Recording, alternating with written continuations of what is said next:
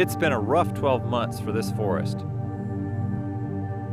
I was pretty upset when I first heard that a fire was tearing through the Bessey Ranger District. It tore through the northern end of the forest back in October, not to mention the eastern fire from last May.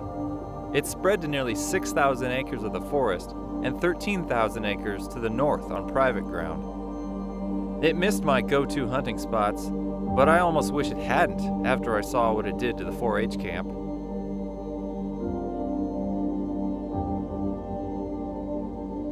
It's amazing how such a destructive and terrifying occurrence is the means by which soil and vegetation are restored and purified. Fire restores nutrients to the soil. It destroys deadfall, prevents invasive species from taking over. God's design is amazing. I see a lot of symbolism in forest fires. The trials I go through, God is using them to purify me, to strengthen me. They are testing the genuineness of my faith.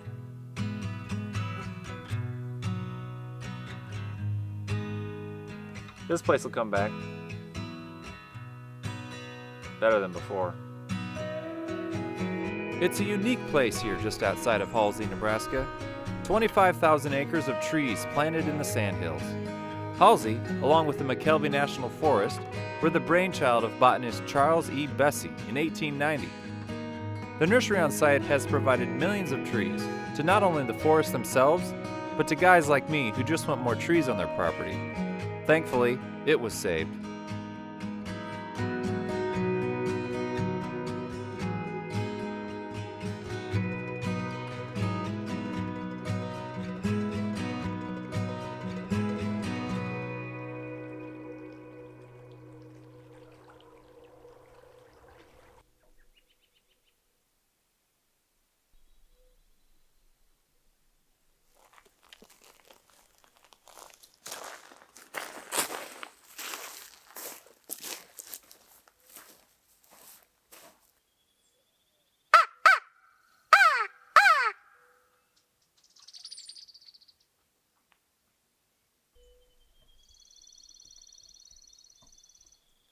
We're going to see if we can find some Nebraska Sandhills Merriams.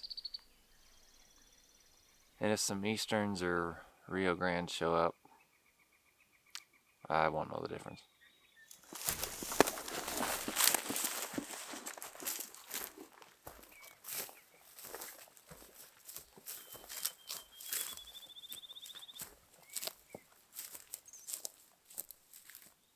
I've got a lot of firsts here. I found my first shed a couple miles east, a mule deer shed. I shot my first deer right there, like 300 yards over there is where I gutted him. It was a 260-yard shot. Pew! Whiff. Pew! In true mule deer fashion, he gave me the perfect follow-up shot. I then proceeded to get turned around after losing my GPS and almost had to spend the night out here. I learned a lot that trip.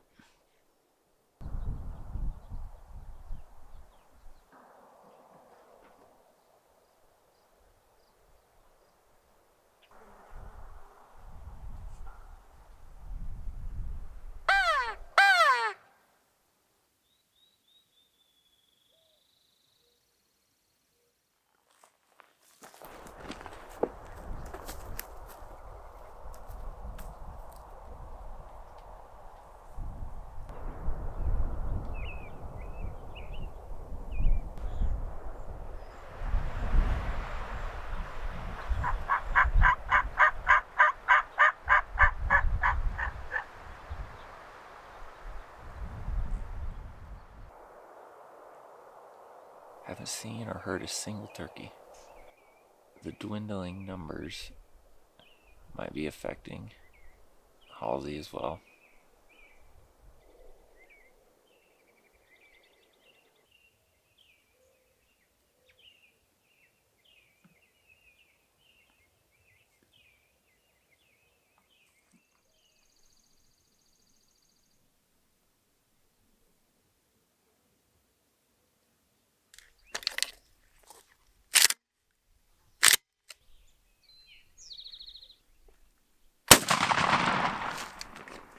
I've been hunting for about 6 years now, and it's always seemed like I'm living in the good old days of hunting.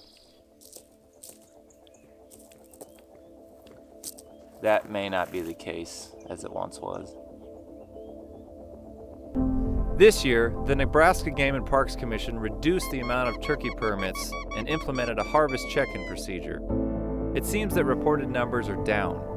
These changes have stirred up debate on an already hotly contested topic, since not only are there many who have different solutions to the problem, but also those who say there is no problem at all. When it comes to conservation, and specifically knowing wildlife populations and making informed management decisions, it's just hard to know what's really going on in every corner of the state. You know, game agencies will use harvest data or surveys, and they'll just ask hunters what they're seeing, but it's not perfect. And so they're doing the best they can. When you look back to the late 1800s, many species that thrive in our country today were nearly wiped out from illegal commercial hunting. It's guys like John Lacey who realized we were about to lose it all and stepped up with solutions to maintain what was left. Prohibiting the trade of illegally taken wildlife, fish, and plants through the Lacey Act of 1900, he provided an opportunity for recovery. Another big turning point for wildlife conservation was in 1937. Despite the Great Depression, wildlife conservation was a priority. The Pittman-Robertson Act took over an existing tax on firearms and ammunition sales and put the proceeds towards state habitat improvement. A similar model passed in 1950 with the Dingell-Johnson Act for fish restoration. The North American model for wildlife conservation is pretty amazing to me. More so, it's a beautiful picture of what God has instilled in us from the beginning. God made us in His image and gave us dominion over all the creatures of the earth. Praise God for those who came before us to conserve wildlife, that we might also be partakers.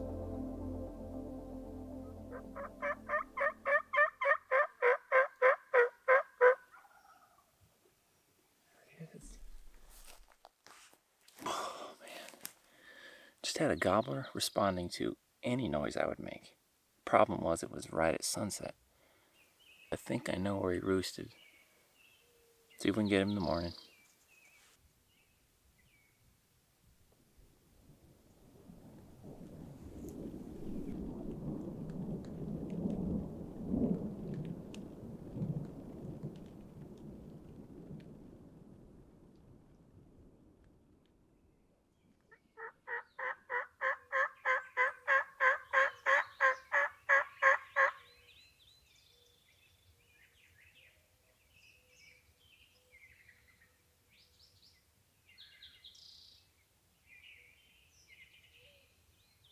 We got gobbles way off in the distance, so I think we're gonna pack up and move closer.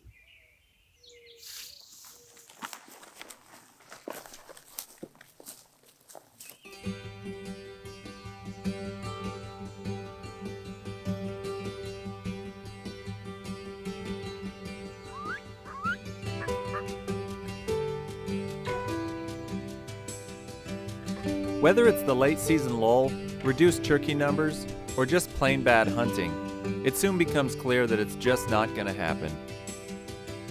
The birds have gone silent, and my time in Halsey is almost up.